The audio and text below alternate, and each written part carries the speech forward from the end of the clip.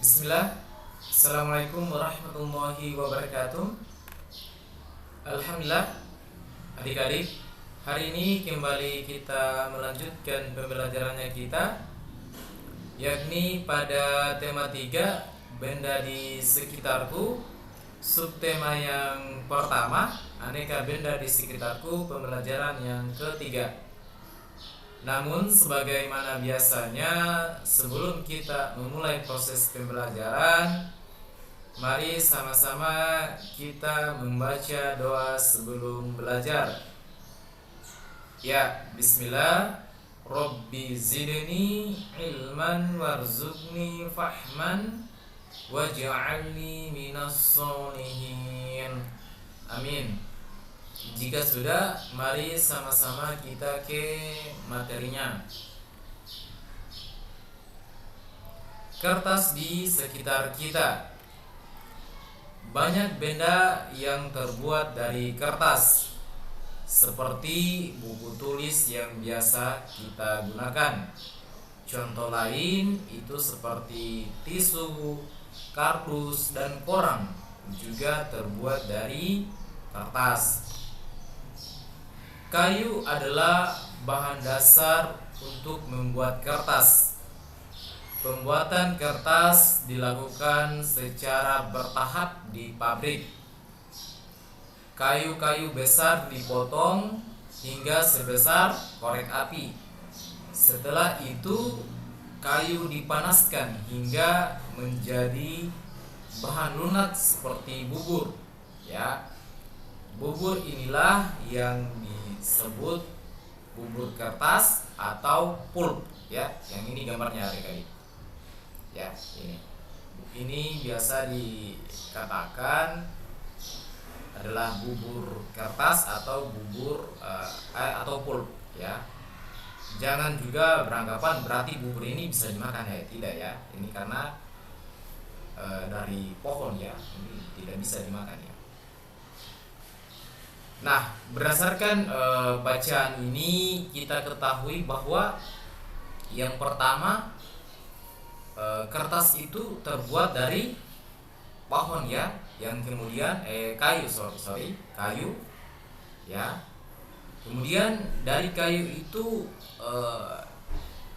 dipotong-potong hingga sebesar korek api, ya, diolah di pabrik kayu lah, kayak gitu.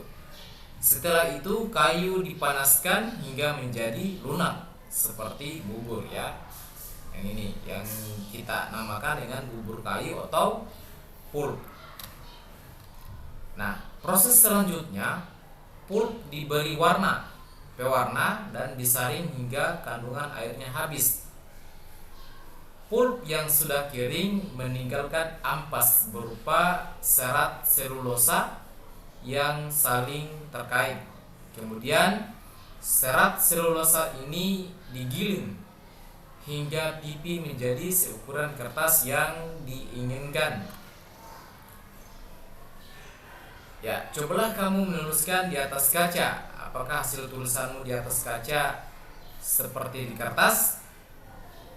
Nah, tentu berbeda, ya, karena kertas itu memiliki sifat dapat menyerap air. Kertas dapat menyerap tinta pulpen dengan baik, ya. Ini bukan cuma tinta pulpen, ya, spidol juga bisa, ya. Dengan demikian, semua yang kita tulis di atas kertas dapat dibaca dengan jelas, ya. Itu adalah tadi proses pembuatan kertas, yang dimana tadi kita sudah ketahui bersama bahwa kertas itu terbuat dari kayu, ya, yang diolah di pabriknya. Nah, kemudian informasi yang selanjutnya bisa kita dapatkan bahwa kertas ini dia menyerap air, ya. Nah, kemudian kertas juga dapat menyerap tinta di tinta pulpen, tinta spidol, ya, dengan baik, ya, sehingga semua tulisan yang kita tulis di atas kertas itu bisa terbaca dengan baik, ya. Perhatikan benda-benda di sekitarmu. Tuliskan nama benda yang terbuat dari kertas. Nah, di sini Pak Guru kasih contoh beberapa benda yang ada di sekitarnya Pak Guru ini, ya, yang terbuat dari kertas. Ya, yang pertama adalah buku dan tisu, ya. Kemudian layang-layang. Ya, ini alat peraganya Pak Guru Pejoka. Kardus, ya. Pesawat kertas. Undangan. Nota belanja dan gambar presiden. Ini adalah contoh-contoh benda yang terbuat dari kertas, ya. Baik, lanjut. Sebuah fakta menunjukkan kalau kita menghemat 1 ton kertas, 1 ton itu dia kalau ditimbang itu sekitar 1000 kg, ya. Nah, berarti kita menghemat 13 batang pohon besar. Nah, fakta yang luar biasa, bukan? Nah, apa yang bisa kita lakukan untuk menghemat kertas tersebut? Nah, di sini ada Beni, ya, Siti dan Udin, ya. Mereka mengungkapkan pendapat mereka, ya, tentang bagaimana cara mereka menghemat kertas. Ya, yang pertama dimulai dari Beni, di mana dia setiap tahun ajaran baru aku meminta ibu membeli buku tulis baru. Sekarang aku akan menggunakan buku lama yang halamannya belum terpakai. Jika ingin terlihat seperti baru, ya, ganti saja sampulnya, ya. Kalau Beni tadi dia katakan bahwa dia menggunakan buku lama, ya, yang dimana halamannya itu belum terpakai. Kemudian katanya kalau seandainya ingin terlihat seperti buku baru, ya, kita ganti saja sampulnya. Nah, kalau Siti dia mengungkapkan bahwa kalau aku akan memanfaatkan kertas yang masih dapat digunakan, ya, misalnya menggunakan kertas di 2 sisinya, dengan demikian tidak menghabiskan kertas banyak, ya.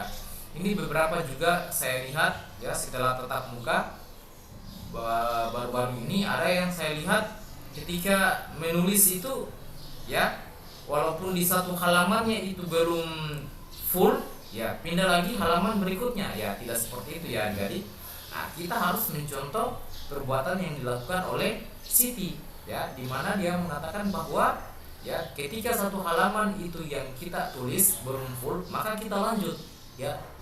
Itu adalah cara-cara, ya, untuk menghemat kertas, ya.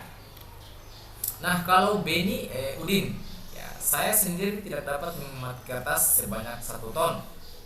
Nah, akan tetapi bila setiap orang melakukan penghematan, pasti bertonton kertas dapat dihemat. Asik, bukan? Ya, kalau Udin dia katanya kalau saya sih, ya, menghemat kertas tidak mungkin sampai 1 ton, tetapi, ya, bila kita sama-sama melakukan penghematan, tentunya jumlah kertas yang kita hemat itu secara bersama-sama pasti bisa mencapai angka 1 ton, bahkan bertonton kertas, ya.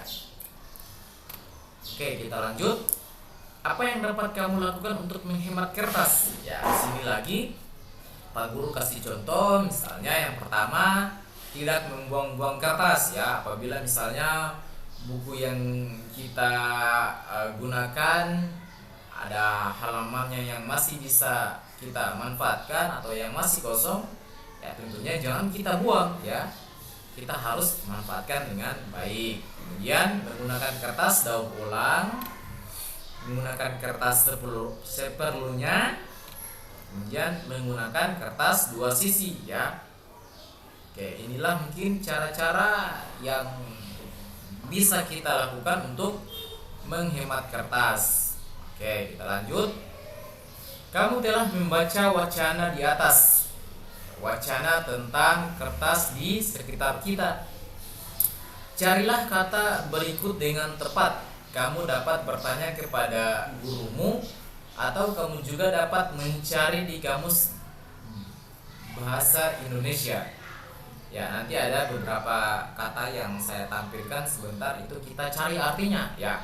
Kalau misalnya di rumahnya adik-adik itu tidak memiliki kamus bahasa Indonesia, ya, itu bisa juga dicari di handphonenya adik-adik, ya.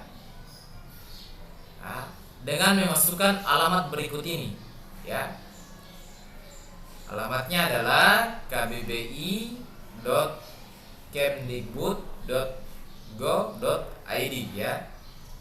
Ini alamatnya, ya. Ini bisa tinggal kita masukkan alamatnya ini, lalu di alamatnya itu, ya, akan menampilkan sebuah bentuk dalam pencarian, ya. Sebentar saya kasih contoh.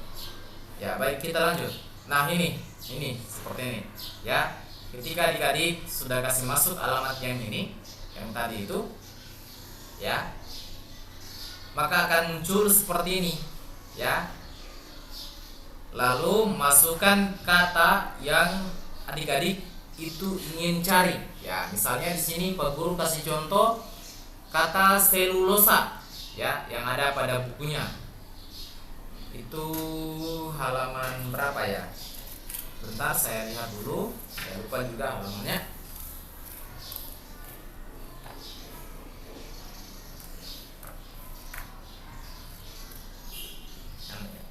Terserah dulu, ya. Sorry, saya tidak bawa buku tematika. Nanti dicari saja di bukunya, ya. Ada beberapa kata itu, ya. Oke. Nah, di sini ada selulosa. Selulosa itu dapat diartikan sebagai polisakarida yang dihasilkan oleh sitoplasma sel tanaman yang membentuk dinding sel, ya. Itu arti dari selulosa. Next, ada kata lunak. Lunak itu artinya adalah bisa diartikan sebagai lembut atau empuk, ya. Atau juga tidak lekas, marah, sabar, ya, lembut, ya. Oke. Kemudian molekul. Molekul ini diartikan sebagai bagian terkecil senyawa yang terbentuk dari kumpulan atom yang terkait secara kimia, atau bagian terkecil senyawa yang masih sanggup memperlihatkan sifat-sifat dari senyawa itu, ya.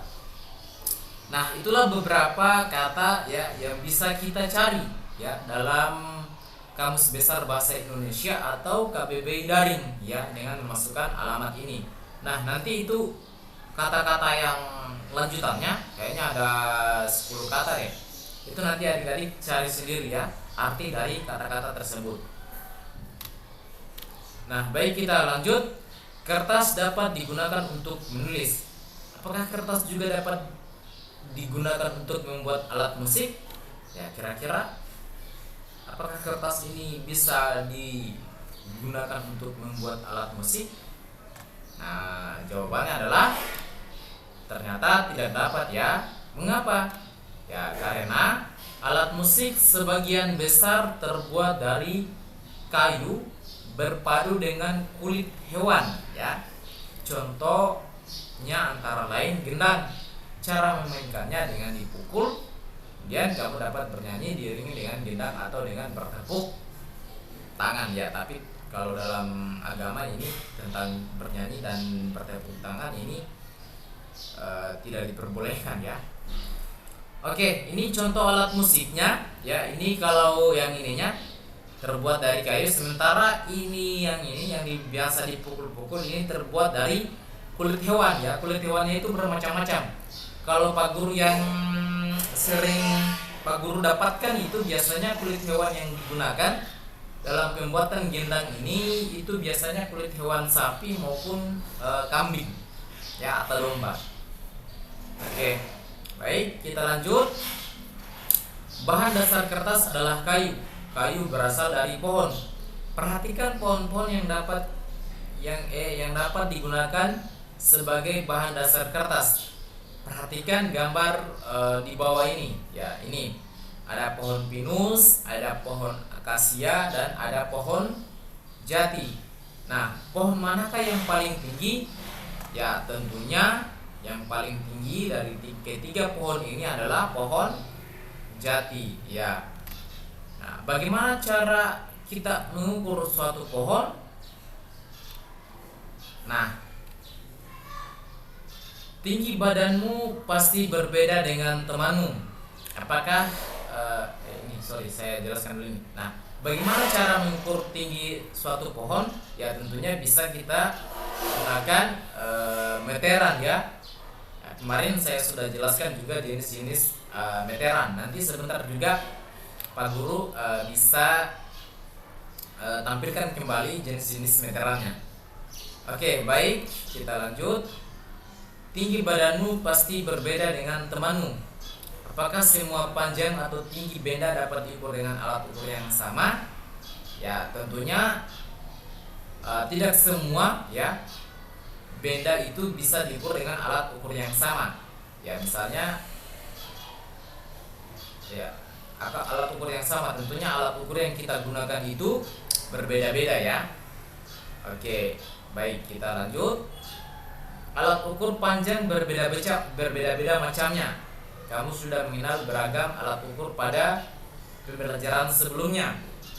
Ya, ini alat ukurnya kembali ya. Di sini ada meteran roll, meteran saku, dan meteran pita ya. Sebutkan satuan panjang yang telah kamu ketahui. Nah, pada pembelajaran pertama kemarin itu saya sudah tampilkan beberapa satuan panjang ya. Oke, ini kembali saya tampilkan. Perhatikan tangga satuan panjang di bawah ini. Ya, ini ada kilometer, hektometer, dekameter, meter, desimeter, sentimeter, dan milimeter. Nah, inilah satuan panjang ya. Oke, ini jangan dilupakan ya adik-adik. Ya, baik, kita lanjut. Nah, tuliskan alat ukur yang tepat untuk mengukur benda-benda berikut. Diskusikan bersama temanmu. Nah, ini bagian yang diukur. Kemudian jenis alat ukur yang digunakan ada sekitar 6. Ya, ini jadi tugasnya ya. Oke, dikerja ya. Tugasnya ini jangan dilupa. Nanti dikirim di WhatsApp atau di Google Classroom. Ya, baik adik-adik, untuk pembelajaran kali ini kita cukupkan. Semoga apa yang saya sampaikan tadi adik-adik dapat pahami dengan baik.